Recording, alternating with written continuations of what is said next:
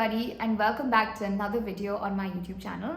Today I'm going to share with you my whole selection process with two big multinational companies for an internship role, how I became the top applicant among hundreds of applicants. I'm going to share with you the different rounds that I had to do, how I answered the rounds, and some tips and tricks. These are very similar rounds for even a permanent role. Do stay tuned if you want to get to know how I secured a spot in multinational companies that have their office here in Dubai. I will not be disclosing the names of the company. The first company is a pharmaceutical company that's headquartered in the US and have their Middle East and Africa office located in Dubai. The second is a multinational company that's headquartered in Germany and have their office for Middle East and Africa in Dubai. With that being said, I'll refer to it as MNC 1 and MNC 2 because both the multinational companies have slightly varying rounds as their selection process. The first round that I did for both the companies was a resume screening round. How did I hear about this opportunity? When I was looking for an internship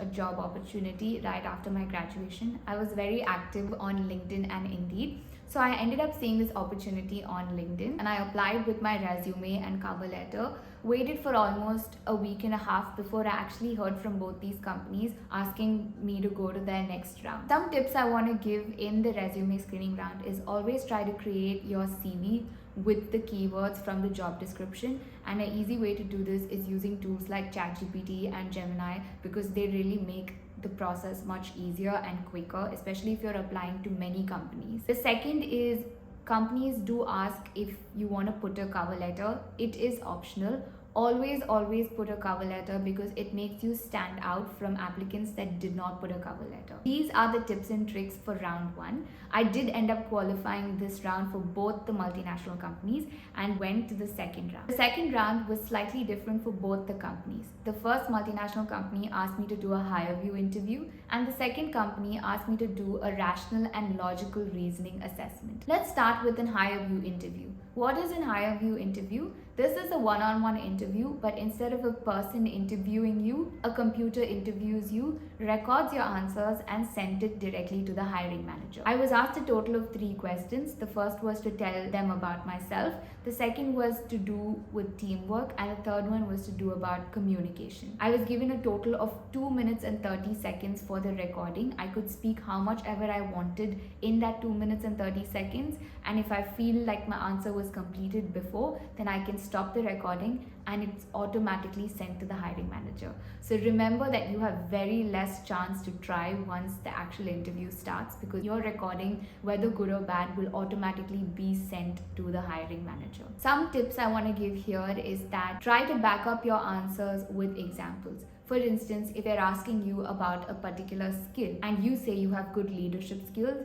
try to give an example of where you have used your leadership skill because it adds more ground to your answers. For the other company, I had to do an assessment.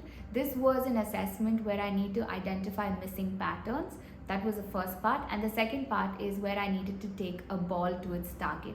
Now it sounds really easy, but it was much difficult when done, and each time you finish a round, it gets harder and harder. How you were marked in this round is based on how many questions you were able to attempt and how many of those were correct. For one of the assessments, I answered a total of 9 questions and got 6 correct, which was a very average score. The second assessment, I was not able to find my results, so I had to let it go. One tip I want to give here is to practice these games online. They are available on Google for free and you can do that in your free time just so that in case they come for any of the interviewing process, you would be a bit more confident and have a slightly higher leverage than other applicants. Luckily enough, I got a call a week and a half later saying that I did qualify to the next round and they were actually quite impressed with my score for the assessment, which was a big shock for myself because I thought I was pretty average. Probably did better for the other game, which I did not know the result for. But yes, that led me to round 3. Round 3 was similar for both the companies. It was an interview with the HR as well as my manager. The interview for both the companies went for a duration of 30 to 40 minutes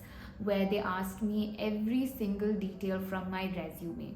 So remember, when you are making a resume, make sure you are 100% confident with each and every word that is stated in your resume, because they asked me word by word from my resume to share my input, my experience about a particular thing that I mentioned in my resume. They also asked me situation questions. For example, one of the questions I was asked is, you have a deadline to meet, but unfortunately something has happened and you need to take an emergency leave from work. How is it that you will deal with this situation? What I said was, usually I would not wait for the deadline to finish work, but in the case that there is work still remaining and I have to go on leave urgently, then I would speak to my manager and ask her if it's okay that I delegate the work among my team members, or if I could come back from the emergency leave and complete it.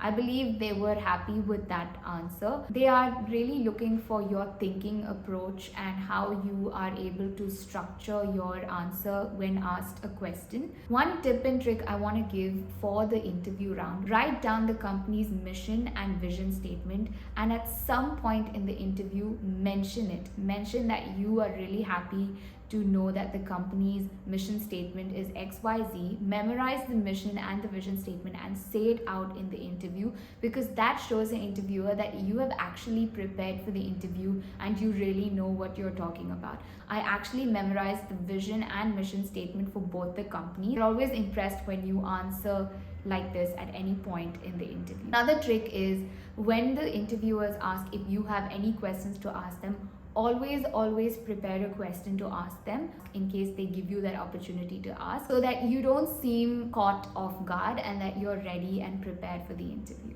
And the fourth round, which was actually the final round that I had to do for both the multinational companies, coincidentally. The first company, I had to have a discussion with the HR. By this time, I already knew that I was selected, but they still asked me some questions and ensured that I had the right document and I was legal to work in the company. The second multinational company had a case study and presentation round.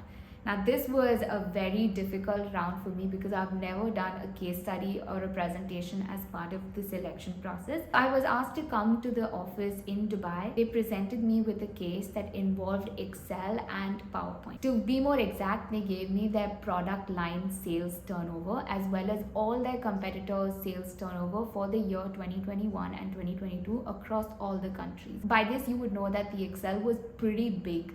And the questions they asked me were to identify the market share of that particular company as well as all their competitors, and to find out what was the best selling product, the worst selling product, which region or country was the most popular in terms of sales, what are some of the strategies that I would give to improvise their sales turnover for the year 2025. All of this I had to do in a matter of 40 minutes. That means I'll have to first understand the Excel and then I have to present my findings on a PPT. Now, I have to be honest, I was not able to complete every single question on the case study because I did not have time. But I did present with whatever I could find and told them that due to time I was not able to complete the other questions. I did mention the kind of approach I would have taken if I had time to complete those questions. That was another thing that I did to stand out, because I took a situation that did not favor me and turned it into the approach that I could have taken if I had time. About 3 days from my last round, I got a call from the company saying that I've been selected and that they would send me the contract to sign. Now, if you're wondering how I chose between both the companies, I actually didn't. I first went through the